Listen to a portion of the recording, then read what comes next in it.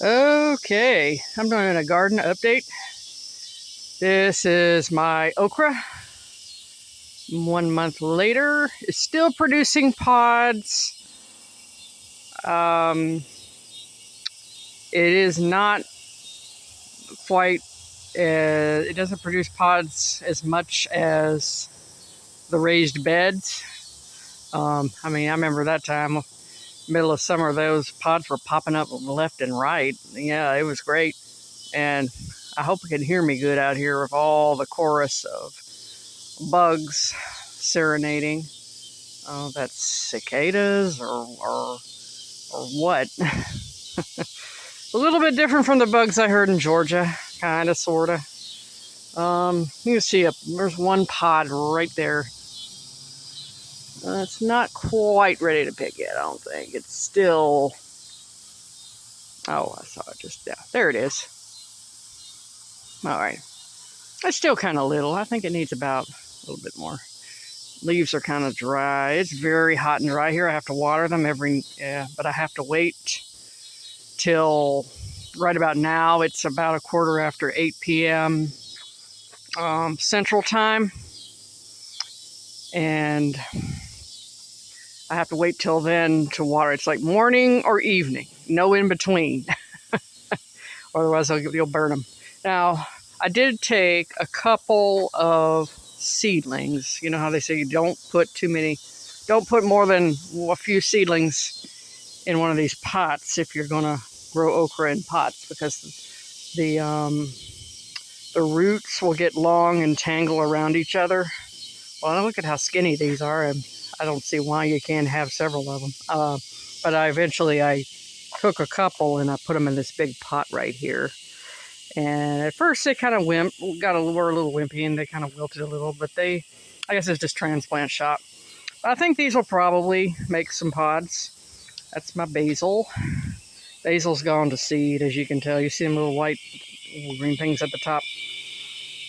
And that's my cilantro. I planted some cilantro seeds a while back, like a month ago, and they're coming up. I had never had luck with that, but I thought it was worth a shot. I don't know what that is growing in there, whether it's some weed, but the bugs are eating it and not the cilantro, so that's good. And this, I planted some seeds in this a while back. This don't belong here. This is just a funky... This grass just grows everywhere. A lot of it is because I use a lot of chicken manure. And it seems like, no matter what you do, it's still, this grass finds a way to come up. So, be gone.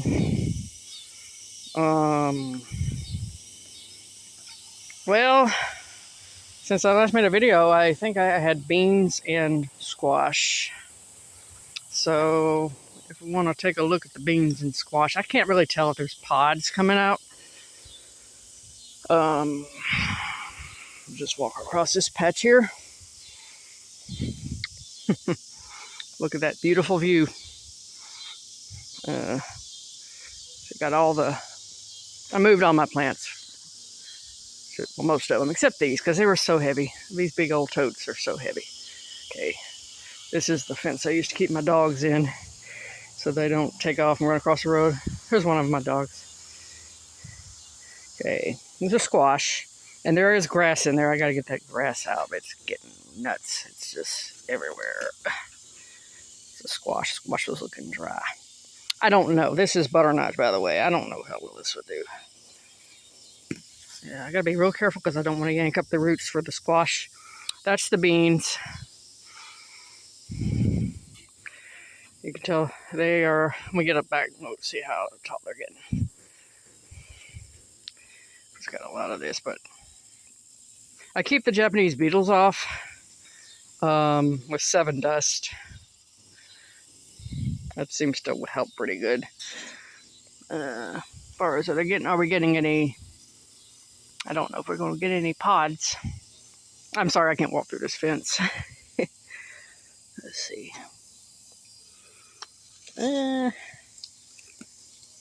to pull some of this out of here. Oop, there's one of them.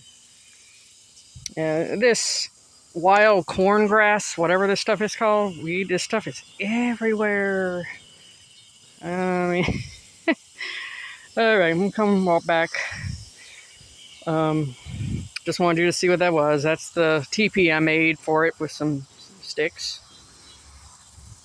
See, doggy's got a little door. It's my bird feeder. Little door lets them go in and out as they please. I'm gonna walk down the path again. Not sure if I see our fireflies or not. Feel the light. I got a hummingbird feeder. I can't really tell if we got any customers here yet. I usually look out that window, see. Oh, I don't think we can see it. It's getting darker now. Yeah, sorry about that, guys. I can't see it. But I'm sitting here thinking like that. Anyway, I don't get into my personal life a whole lot. Not that deeply anyway, but got some family drama going on. My cousin is trying to kick me and my husband out of this house. She's got a toxic, I don't know, let's just say one of these Jezebel kind of women whispering in her ear. I don't know, she's talking shit about my husband and me. And because my cousin still owns this house, but she's not really giving us any reason. She's just kicking us out, you know. Typical American family values, right? What a joke, okay? Don't worry, guys. We're not going to be homeless. We're working on some kind of plan B. We have another plot of land somewhere in another part of Tennessee that we're working on that we probably will end up moving to. I never got into the backstory, though. I didn't tell you this, that my cousin lives a mile down the road from me on the same road, and she's disabled. She had a stroke last year. She's bound in a wheelchair. Now, I don't know a whole lot about, I don't have experience with this much. People have strokes, but from what I've heard, it does do something to mess them up, and they're not the same people afterward. But she has health care providers coming to her house on a regular basis. The idea was that my husband and me were going to be also involved as well with that, but okay, we're inconvenient now. Okay, I get it. That's how it works. Okay, enough of that. I'll get off my soapbox now, but it's starting to get dark, so...